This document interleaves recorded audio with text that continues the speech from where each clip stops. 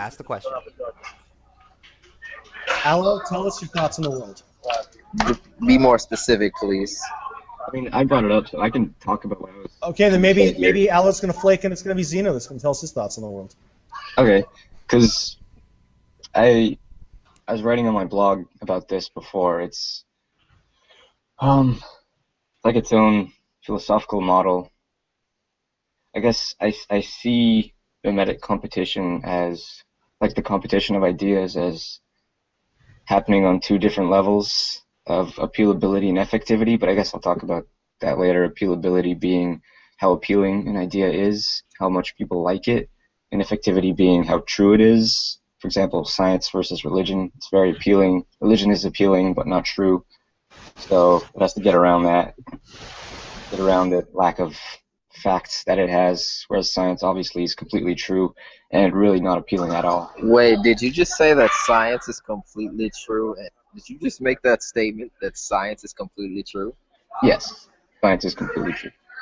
Man, I remember that my science teacher told me in elementary school that when a caterpillar goes in the cocoon, the caterpillar magically transforms into a butterfly by the sun rays hitting the cocoon and making it grow appendages like leaves.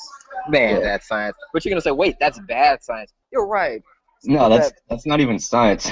That's just Yeah, like but hold up, bullshit. but it was so realistic. It explained how the sunlight hits the So is hits the caterpillar, creationism. breaks So through is the skin. creationism, dude. Hold up, we're not just no one made that statement that it wasn't. It's not. My point is people lie in science all the time. Science has a lot of intellectual dishonesty. Yeah, but the point about science is you do an experiment and you have your standard deviation and your number of significance and your number of how confident you are of something. If you turn out to be wrong or if you falsified it, if you falsified it, it's just not even science anymore. It's just you writing shit down. Of course, someone doesn't know if it's science or not looking at it, but, that's just a small problem. But you can't actually be wrong in science because you don't make any true statements. You don't say, this causes this, X causes Y. What you say is, I have this degree of certitude, that X causes Y within these parameters. So if you turn out to be wrong, well, you weren't actually wrong. It's just that small percent of you being wrong was the reality instead of the larger probability that you thought of you being right. So you're not really wrong. Aloe, did you see that video on Cargo Cult Science that I put up a while ago?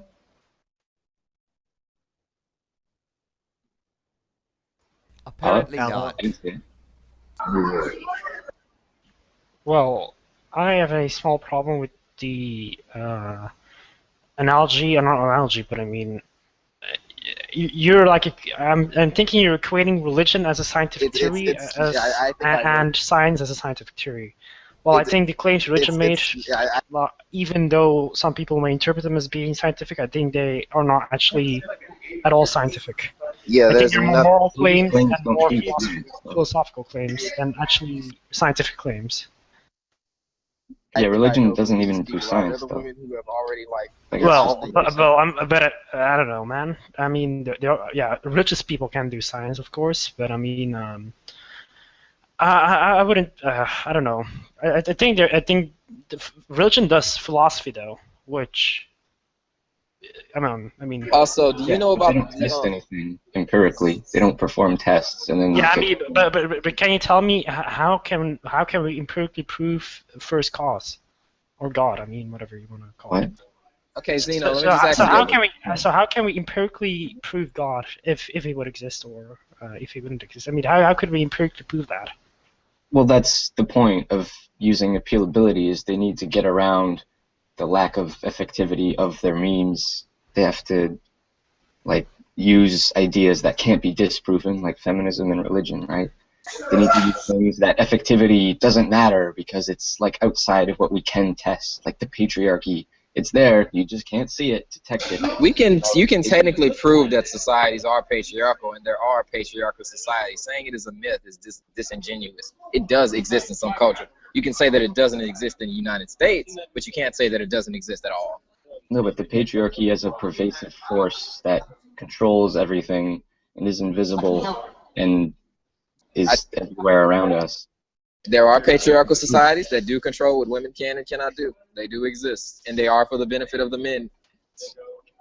Yeah, but those are other societies. I mean, like this one. Well, It's like the patriarchy theory, right? Everything in society is controlled by this mysterious patriarchy force. That's the difference between patriarchy theory and actual patriarchy. Theirs is a theory. They're never. It's not claimed. It's not patriarchy system. It's the patriarchy theory. Yeah, I mean, I'm talking about the theory. Okay, well, a theory is a theory.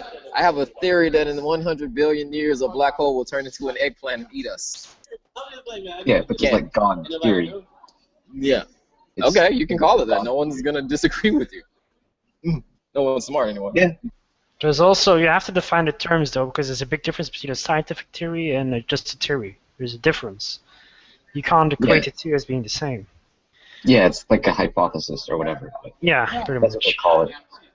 Okay, then I can say this. I know of the redshift energies that orbit around the outside galaxies that circulate around the black hole. I know from Loop's theories that energy sometimes condense to make solid forms and shapes that we can't see. Some of these shapes do movements that are almost organic. I can form a theory that because of this, there's a lot of energy circulating outside a galaxy. It's possible that a large structure will form and will head towards our Earth and destroy it. Yeah. So, just prove that. Can I disprove that? No, you can't, because you don't know. And my theory is still grounded in science. No. I mean, if it's a scientific wait. hypothesis, you can The burden of proof is on look you, at the Al. data. You're the one making the assertions here. Okay, there are giant energies that condense into solid masses. We do know that as a fact. We do know those masses have their own gravitational pull and move. Sure. Okay, and it is reasonable to say that one of a large mass would move towards Earth if it had that gravitational pull or something pulling toward it. It's not impossible. All right, sure. Yeah.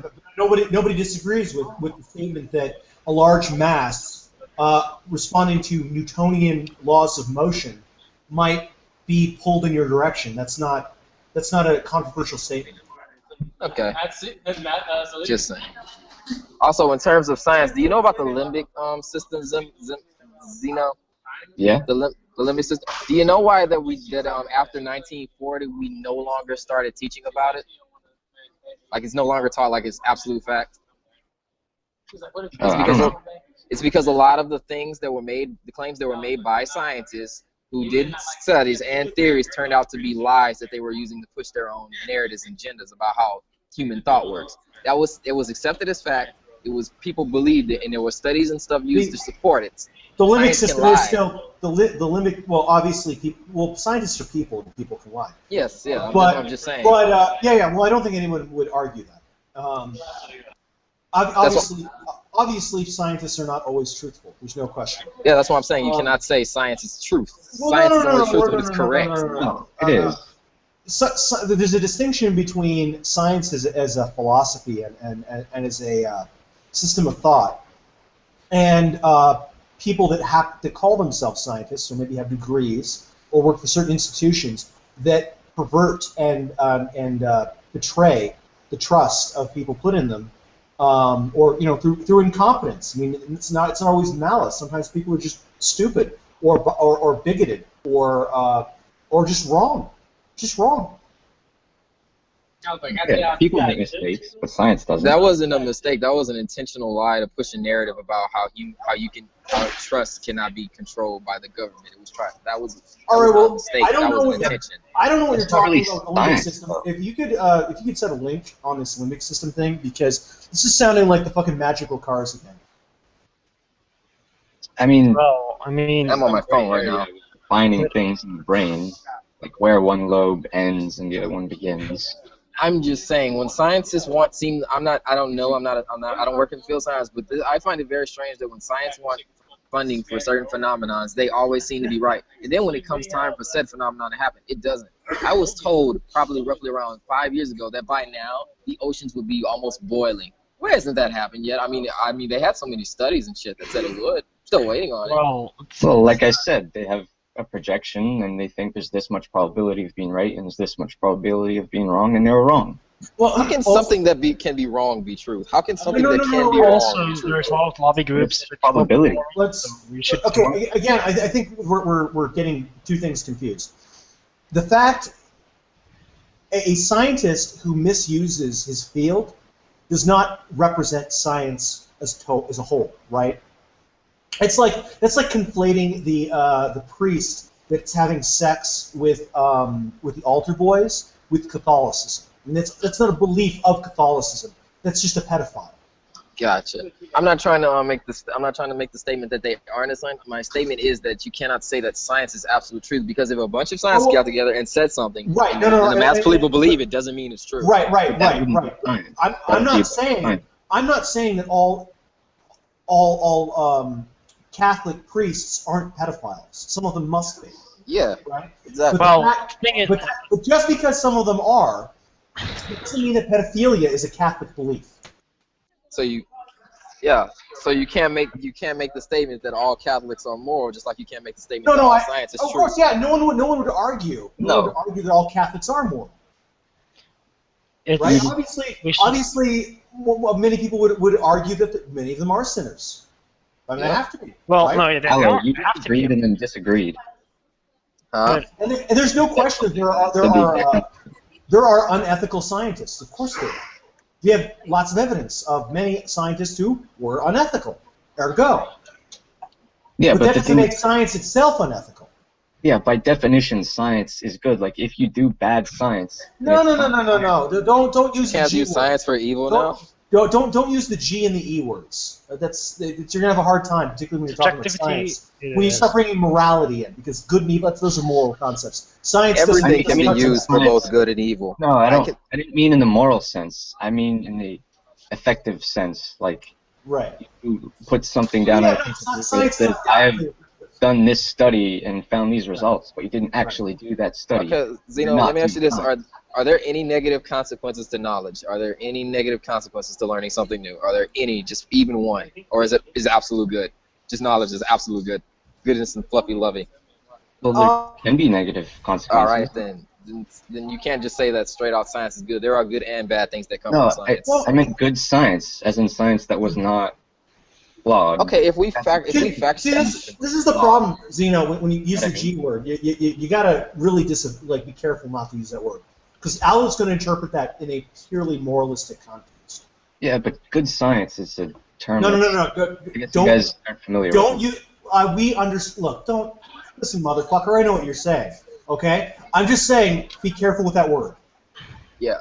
All right. Yeah. I mean, if we found out right now that there's a disease that it's only going to affect Arabian people, and it's only going to affect them, and we know that, if we kill them off, the disease will die. Will that be something good to know? Will that be good to know? Well, it would be helpful to know, because if we don't know, then people would die. I didn't really hear the hypothetical. Okay, I'm just saying, if we know, okay, let me just make it simple for you. If we learn something right now that a race will always be inferior to another race, no matter what happens, they just will always be inferior to us, and we learn that through science. Okay, won't be able to get the same intellectual heights or whatever, won't be able to get as strong, won't be able to live as long, won't be able to produce as many children. That's already true, isn't it? You want to go by. Okay. If we found, I don't think races are. Okay, what race is the best race then, Guinness? Which race is the most superior? I have no idea. Tell me. I don't know. But I mean, there are some, whatever. Let's not get into that. I mean, why not? Black people have higher rates of poverty and crime regardless of historical or cultural setting. I know that white people can't jump. Yes. And this is actually I can jump. This actually has to do with the hips, actually, of the average black person is different than average white person. Also, generally, sexual fertility is earlier with people of African ethnicity. Also, generally earlier testosterone release. So it's also one of the reasons why tend to see African American kids being very good at sports at a young age.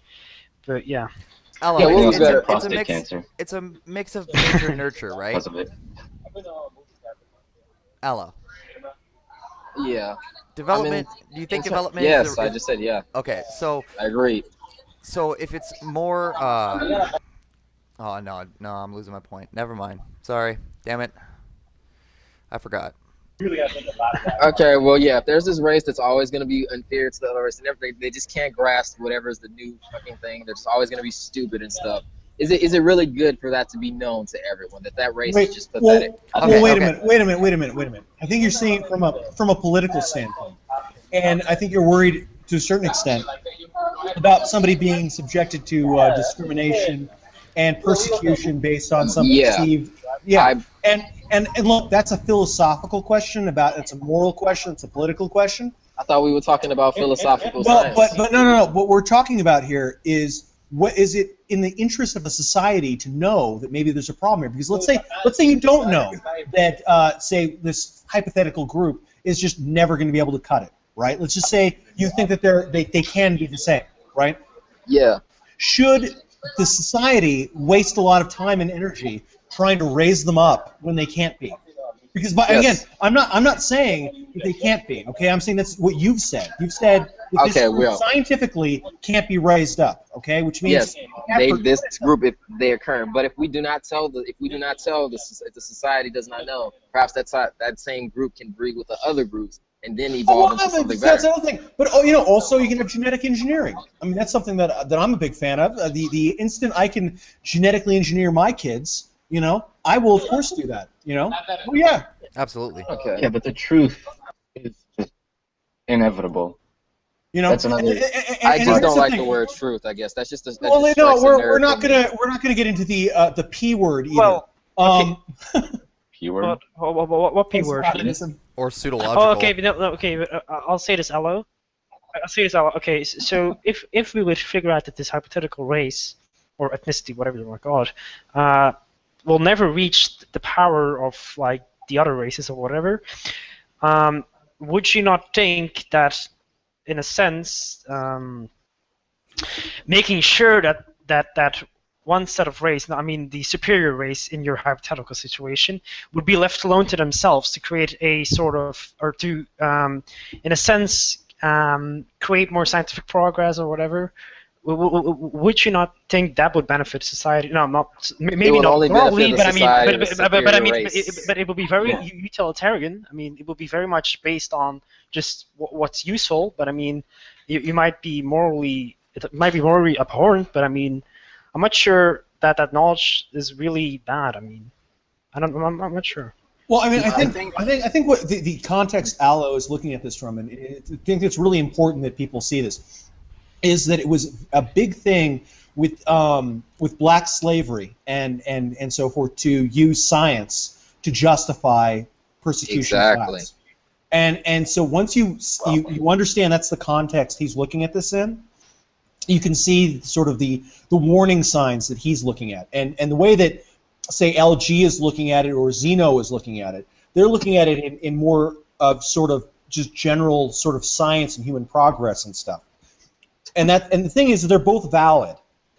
They're both valid, but you have to make it clear what we're talking about. So when we talk about, I get it. Well, my point in my example is it would be very, very easy for scientists to push that narrative that a certain race or alive and today also to lie. That's the other thing we're talking about. Scientists that lie, and then they use their lie to persecute a group of people. Again, in the case of black slavery, they were persecuted, and there's all this pseudoscience. You had the phrenology, filling the skulls around, and then there was a lot of sort of arguments that were basically based around, well, these cultures aren't doing as well as our culture, therefore the people that live in them must be inferior to us genetically, right? Which isn't necessarily the case, right? Yeah. Cultures are going to commit these acts regardless. To be honest, okay, so it's gonna happen anyway. So I don't care. But I mean, like, I wouldn't say the main justification for slavery was pseudoscience. It was economics. I mean, pseudoscience is what made people accept it. It was taught that the slaves' brains could not work right. But there was also, sadly, a very large part of miscoding of the Bible to also support slavery. Well, anything can support slavery. Yeah, slavery was also very much a very political thing, particularly yes. And It's something that it's a stain, particularly on American culture. It's something that we're gonna have to deal with for probably hundreds of years at least. There are if not so more. many instances of slavery going on. They have their problems. Right, and they justify it their own ways. No, and what I'm saying is that people basically these incidents are going to occur, and we need to find out how to stop these incidents from occurring. But that's not the factor that's going to stop them from occurring. See, the difference is from some of the slaves in other countries, the ones you're talking about to exist. Not all of them want to be liberated. Some of them actually enjoy slavery. That's so you that can't. Doesn't make you it. cannot That doesn't just make burst it. in That their doesn't make country it. and say, "You're free." They'll be like, I never like said you should. I never said you should. I said you should find the factor. Okay, that then what do you want me to then ignore it? we don't know what causes this to happen. Well, I mean, like when you say we have to ignore it, but we can't go everywhere in the world and just solve everyone's problems. We can't. But if we're talking about the historical perspective, sure. But Hello. Every time you try, we get an Iraq type situation. So like the U.S. goes in there and tries to bring democracy to the Middle East, and then that turns into a shit show. Yeah, they don't want it. We cannot force our beliefs on them. Well, right, but the thing is, if even if we could force it on them, we'd have to have the will to shoot everybody that disagreed with us. Exactly. Right? And, which is very democratic. Well, and at different points in history, we have had that will. And you have to make a decision. You have to say, okay, is this something you care enough about that you're willing to kill people to make it happen? Yes or no? And if not, then back off. Back off and let whatever happens happen, right? Yes, but yeah, sure. But I'm not. Let me say this, Allo. You know how I feel about the whole slavery thing and the discrimination, right? Okay, I think I've been clear on that. Yeah. And yeah, I find it completely unacceptable. Utterly unacceptable. I would go to war over that right now if it were going on in the United States. Okay. But I'm also at the same time I'm not going to retard science just because you're worried that some racist is going to misuse the science. I feel like science is just like a religion. It can be used for good and evil. Well, no, people. No, it's a tool. No, he's quite right. No. Allo's correct in this. He's saying it's a tool, right? Think about it. Like I have a rifle, right, or a shovel, or a rock, right? I can build a wall with it, right? Or I can hit somebody over the head and bash their brains in with it, right? So yeah, science. I can use science to destroy you. I absolutely can. Okay, but it's just a tool, Allo. Yes. Also, if I don't want to hurt you, I won't do it with science. But if I do want to hurt you, I don't need science to do it. Yeah. The thing is, but this conversation started off by you saying, "Is knowledge ever not worth?" But if you said the scientists are lying, then it's not true knowledge. Then it's just pseudoscience. It's not fact. If someone was that science is true, and it is. By definition, it's not a no true Scotsman to say that if you do science poorly, then it's not science, because that's by definition. If you screw up your science, then it's not really science anymore. If you just say something and purport that it's science, it's not science. It's just lying. So by its own very definition, science is true. You know what I mean? From its own systemic, yeah, it's true. The definition of science is an intellectual or practical activity encompassing a systematic study of structure and behavior of the physical and natural world through what is known as observation in your experiments. It is through whatever someone else observes. Just because I observe something does not make it true. This is the definition of science I just read. It is the literal definition. The other definition is a Let's put an additional wrinkle in here. So one of the things we hear from the various Islamists or Islamic countries, right? When there's a terrorist that goes around and kills a bunch of people, they say, well, they're not real Muslims, right? Because Islam is a religion of peace. Now, the reality is that whether or not they are real Muslims, they are calling themselves real Muslims, and they're indistinguishable right until they do the bad thing from real Muslims. And so, I mean, again, I'm trying to find some common ground here with Allo here.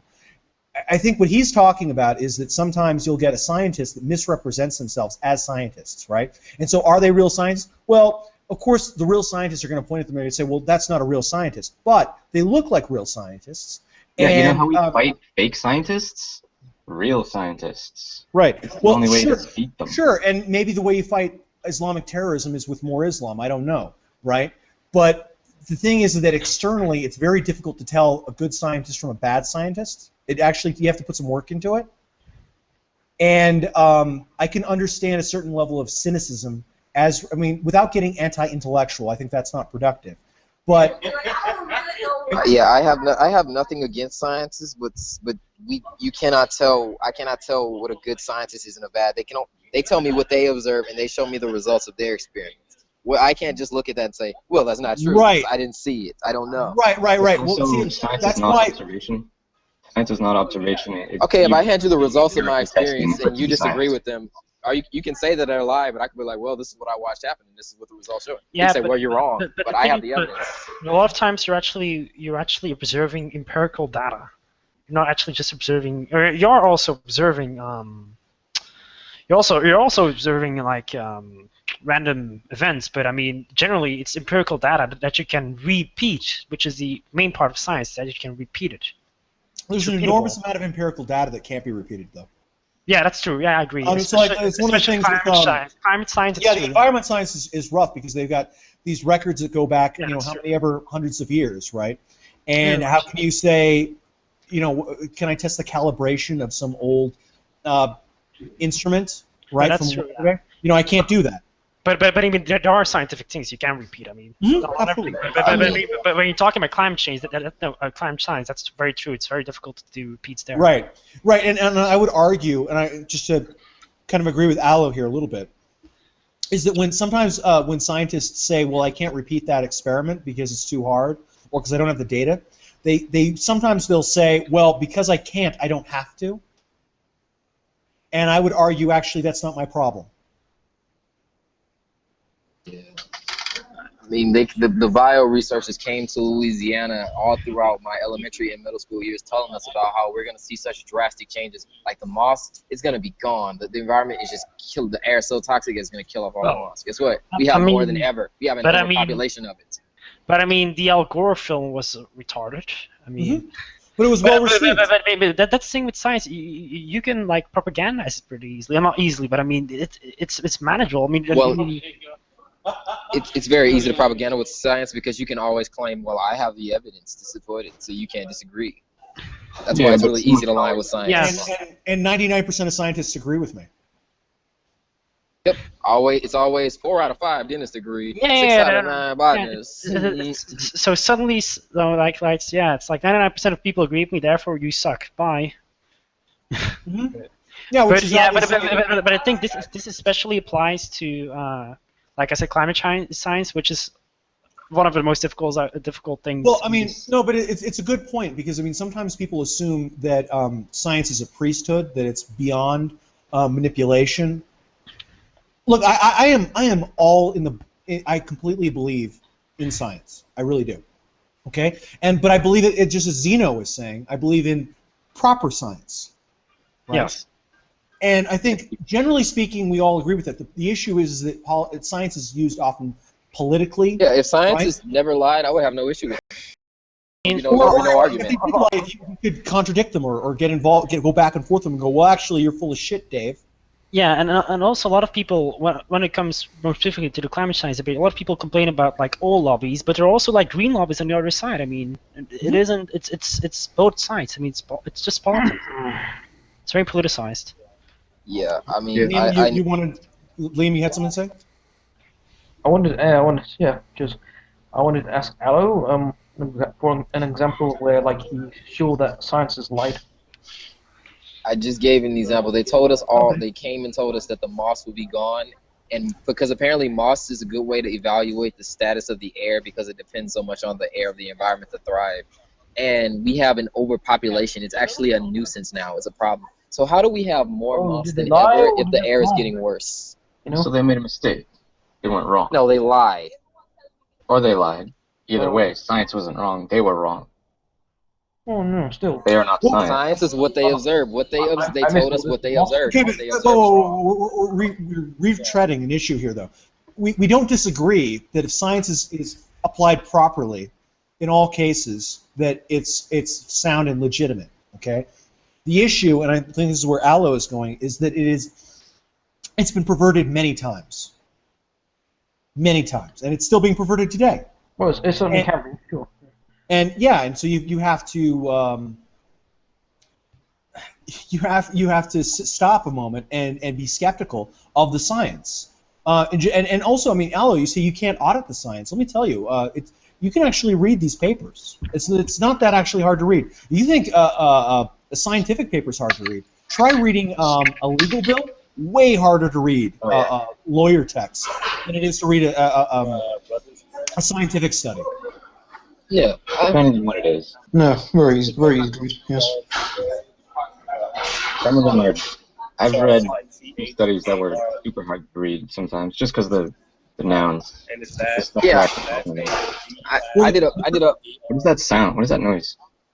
Sorry, but I can give you an experiment. I did a group project in my middle school. It was a Christian school where I did a science experiment. The whole group captured over 500 of the same type of same type of snails. These snails would only be active. They would only move around at night. They would just sit in their shells all day long. We only got any activity. It was a large group, and they all exhibited this. We couldn't find any of them moving during the day. So we came to the conclusion that these animals must be nocturnal. They only move at night. It turns out that conclusion was complete bullshit. They were just scared because they were in such a cramped environment.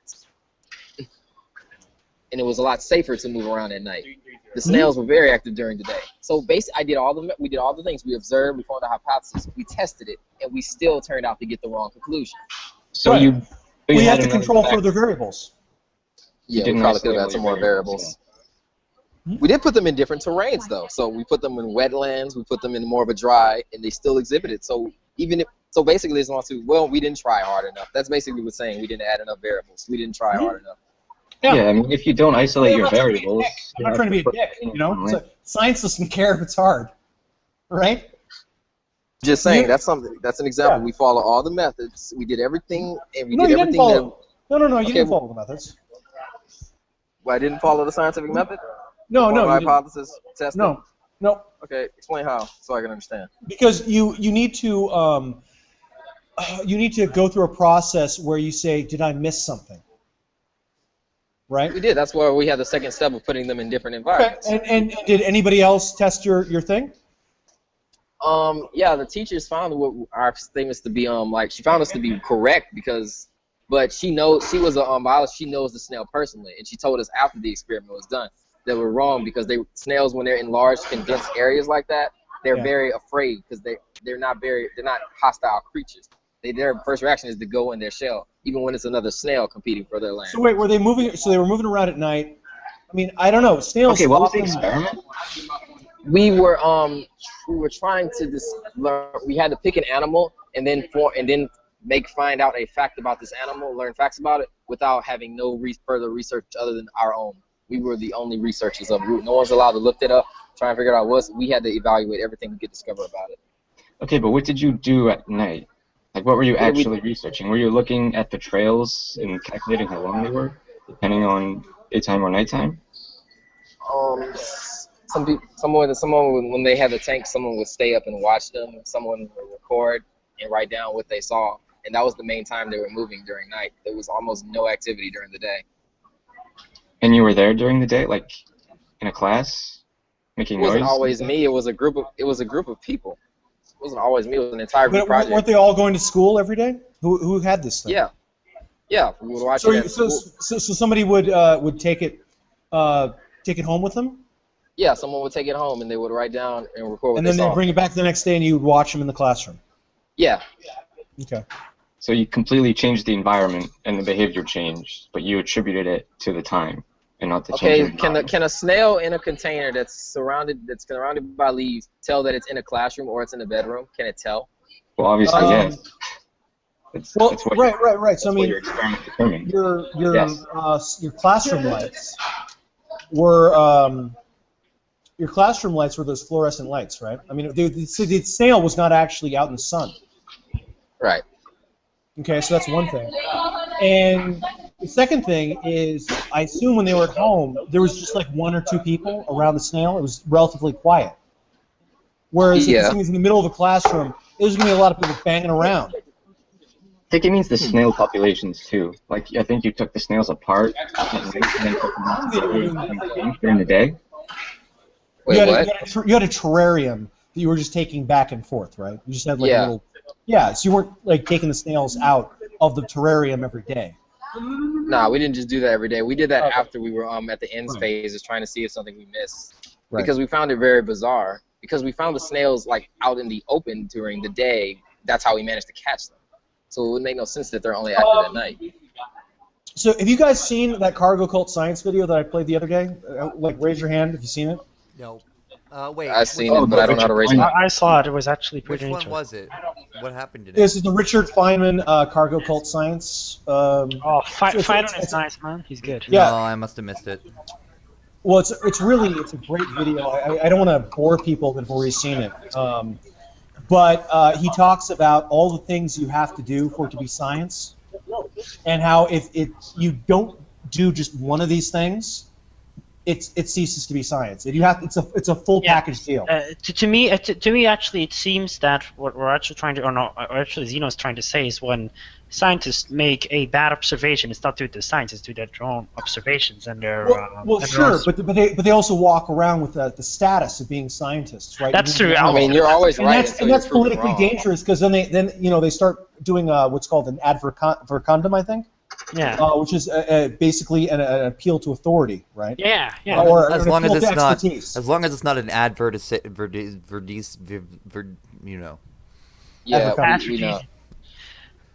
Yeah, but I mean, it is true though. Appeal to authority, that's a danger. But it's like in most situations, like whenever you talk with talk about feminism to a feminist, they'll say, I have a gender study degree, so I have appeal to authority. So fuck you, shit, bye.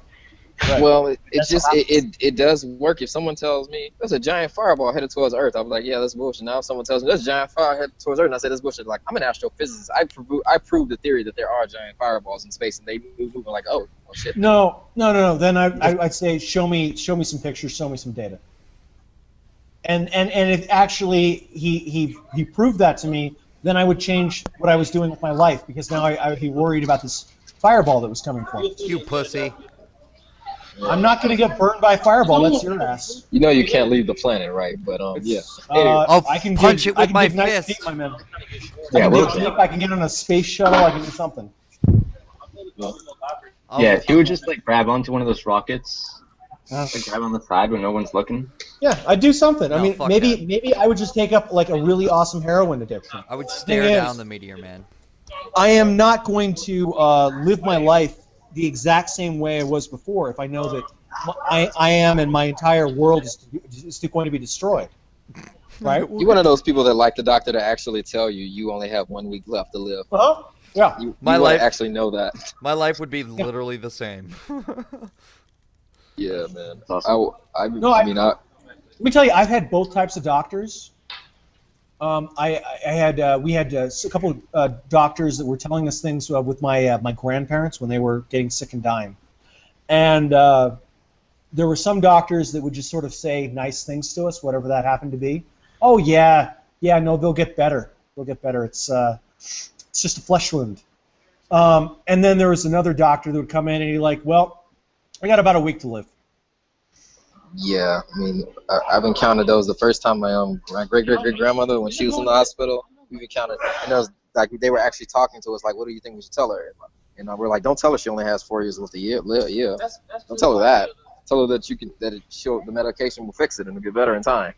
Right. So that's gonna fuck up her life if you tell her she only has 4 years left. Well, no, but I mean, if you've had a long, full life and you've only got 4 years left, then maybe you appreciate your family a little bit more. Maybe you appreciate what little time you have left. And you don't waste it doing dumb stuff. You kind of look at your bucket list there, right? Yeah. So maybe your grandmother, maybe she goes on a trip that she's always wanted to go on. Maybe she calls up a relative that she hasn't talked to in 10 years. Yeah, she right? did manage to. Yeah, she did manage to make up with her friend from high school, but Yeah, yeah.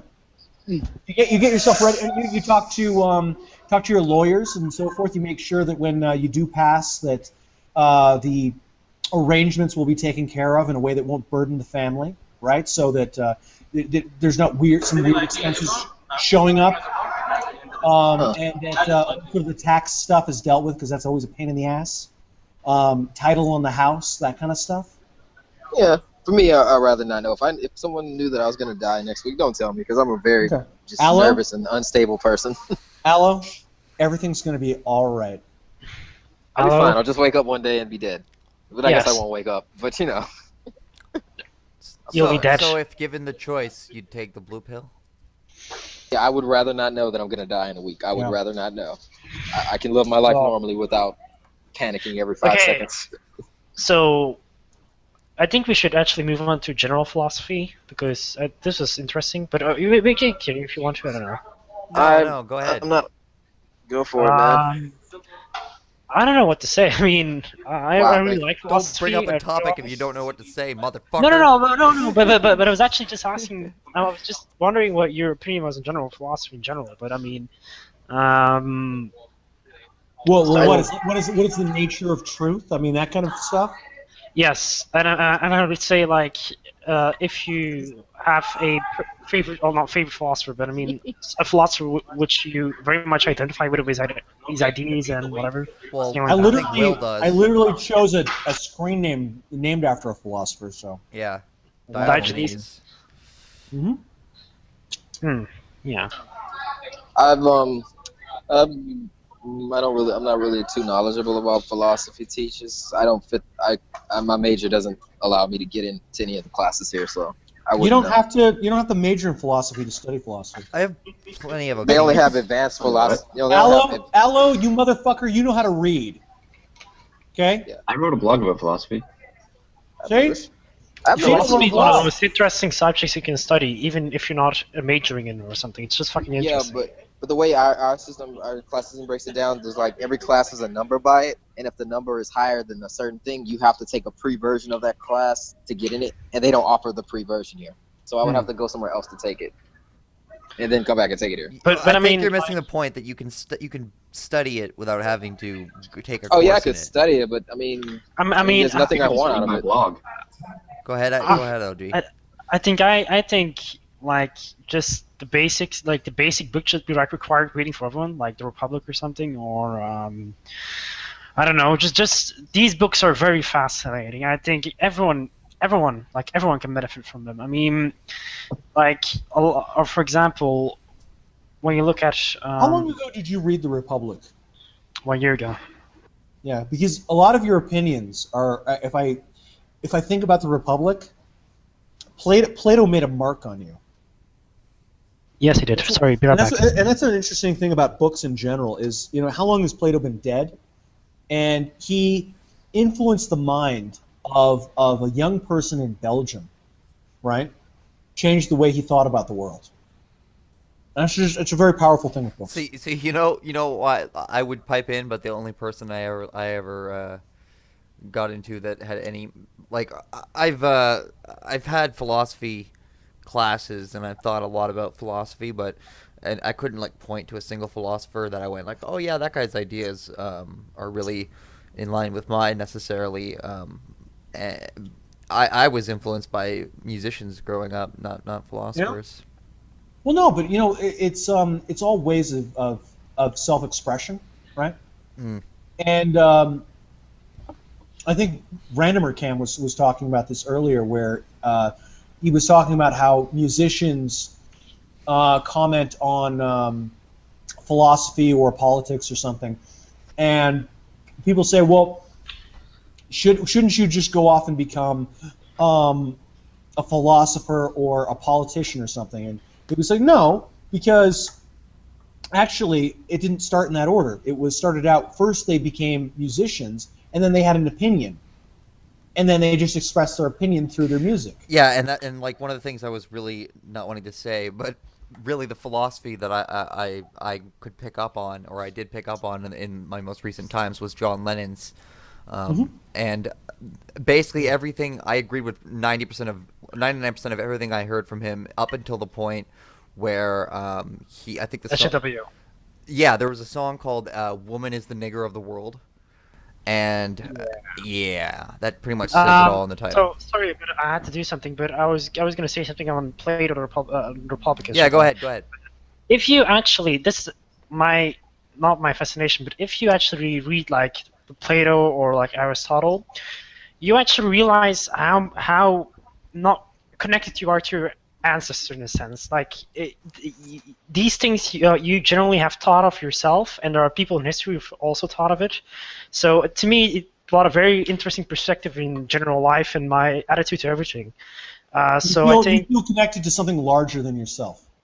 not, no, not maybe, but I mean, I would more or less say that I just like reading those books gave me more of an idea on what people in the early times thought and how brilliant they actually were in a sense. But or actually, it got rid of the idea that I had, which is that ignorance was vast in that time, and that now ignorance is like gone, which was an idea I had. But these people are geniuses in a sense. I mean, Plato and Aristotle and Socrates, if he existed, were geniuses. A philosopher. Yeah, well, I'm a genius. So. A philosopher who is a modern day philosopher who I can point to that really I identify with pretty much everything he did is Carl Sagan. You call it Carl Sagan's a philosopher? I would call him a philosopher. Really? He had a lot of philosophical like points. What philosophical point? Because I guess I'm not familiar with the philosophical works of Carl Sagan. I'm aware of his contributions to media and physics, but. Well, I guess maybe I am conflating a little bit. I guess I'm thinking more his. I guess I'm using the colloquial term of philosophy instead of the actual philosophy. I'm using his philosophy kind of a thing. You're kind of using I'm going to say the P word, but the postmodern definition of philosophy. But I mean, it's like, no, I'm just kidding, but it's like a definition of philosophy. It's just like everything you say about life is pretty much philosophy, or every commentary you have. Like girl philosophy. Yeah. They say say deep things like never let something worthwhile go. Yeah, or something. that's philosophy. Oh my God, I'm so deep. Yeah, I think it kind of sprung up with like the postmodernist philosophers, which actually is a thing. Postmodernist philosophers. I think it was very much promoted by like Sartre or Foucault. They very much were very much on this like subjectivity is truth shit, and like yeah, I mean they seem to be very much the idea that because philosophy, I mean, it used to be not really for the elite, but it used to be the way it was different back in the early days. I mean, it really evolved. I mean, now it's way more about subjectivity than it used to be. I mean, at least it seems to me like that. I guess what I meant more is because okay. I'm gonna be back. Sure. The series that really influenced me, like that kind of brought me into light about science, was Cosmos. The original Cosmos is so powerful for me. And there's a story in there about the Alexandria Library and some of the philosophers and that were lost to history. And it's like people that think, you thought, LG, I used to think that we were totally ignorant back then. And then I learned about stuff like the Alexandria Library. And that shit blows my mind, and it crushes my heart to think that, so much of our potential, like where would we be had the Alexandria Library not been burned down? Where we would be. Yeah, that show did kind of affect me in the stuff that I wrote. To me, I can finish my sort of philosophical spiel. Yeah. I'm sorry, man. That's just my fault. I talk too much. Go ahead. Where was I at? Yeah, I talked about the So I would define memetics as assumptions of worth because I created it like a map as philosophical states. You would have the beginning state being ignorant nihilism, like animals. They don't care about anything. They don't know anything. They just react to the environment. And you have a state of assumed assumptions, and there's other words for it. That's Yeah. where kind of like most people are, where they just assume things have worth, but they don't really know why. Like they assume equality is worth seeking. They assume that the Quran is worth following. They Yeah, don't like really know why. They presupposition. don't really question it. And then there's accepted nihilism, where they just realize, oh shit, nothing is worth anything. And then there's rejectionism, which is where they reject that and say that they can't stand nihilism anymore, and they want to fight against it through jihad or by contributing to science or contributing to something greater than themselves. And that's the final state of philosophy. And I would argue that the best assumption, because when you leave nihilism, you have to make an assumption, an accepted assumption, though, because you're making it. You're not just saying equality is worth seeking because that's what I was told. You're saying you truly believe it, and you're taking this assumption, to immortality, to the end, after death. And I would say that the best assumption is that the truth is worth seeking, because it's the only thing that really lasts past, well, anything. It's the most long-lasting thing that there can be, this contribution, the constant growth of truth and technology through the world, Every single tool you have was built by a tool that was built by another tool, built by another tool, all the way back to the beginning of mankind, right? And that's going to keep going after mankind. After we're taken over by robots and they kill us all, and they can continue to learn the universe and to progress technology, that solid continuum of truth and technology is going to keep going. And the only thing that you can do that's going to last a non-negligible amount of time is to just follow the truth. There, that's my spiel. No, that's cool, man. Wait, I was gonna mention like Cosmos, but I don't know, but for some reason I like hard sciences, I mean real sciences, but for some reason I'm way more interested in Social I would sciences? say, yeah, not you could say social sciences, but I'm way more interested in human behavior than actual. I think hard sciences are interesting. But I mean, I have a chemistry degree, but I mean, still, it's like, You do? yeah, I have a chemistry degree. Cool. A chemistry. Nice. But for me, it's just I'm way like for me when I read Plato and Aristotle, that influenced me way more than any hard science actually did on my way of how I view life, and also I also read other philosophers, obviously. But for me, I found studying human behavior for some reason more interesting. But that's why I'm a bit saddened. Yeah, that's true. Still a lot to learn in psychology. Yeah, that's very true. Like the gendered fundamental attribution bias, still not proven. Yeah, that's also a problem I have, sadly, is that the study of human behavior is it seems very much subject to way more biases than real science ever could be, even though real science actually shouldn't actually have biases. But I mean, that's why I'm actually a bit saddened by the fact that how the social sciences are turning out now, where they're pretty much just like, I'm not going to say leftist, but it's just like a propaganda piece for a certain political ideology. They're full of shit now? Yeah, Guinness. I just got my sociology book for my university, and it's the last chapters are about gender as a social construct and about patriarchy. Oh no! No! Yeah, and these things are actually. I mean, these things are not even interesting because to me, if the feminists would actually if they would, in a way, could prove their patriarchal theory, then for some reason they don't ask the question, why would humans make a patriarchal society, which to me seems a way more interesting question than just that it's bad. It's bad. It's evil. It's mean. Yeah. No, what they say is that the reason it came about is because men and women are fundamentally at war with each other, and in the past, men had an advantage because they were stronger, and that was more relevant back then. That's how they argue it. No, but that's also a reason I'm actually. This is going to be very difficult, but that's why I'm also trying to. That's why I'm studying political science. I'm trying to I'm trying to make sure that if I could ever get far in it, that I actually try to bring in more. I'm not going to say non-biased because I think sadly social science is always going to be filled with bias, but at least a more empirical in a sense view, but still, to me, for me personally, I'm way more interested in human behavior than in hard sciences, even though I find hard sciences fascinating as well. So, but yeah, but going from chemistry to social sciences it's not really the best jump to make, but still, whatever. I could be fine.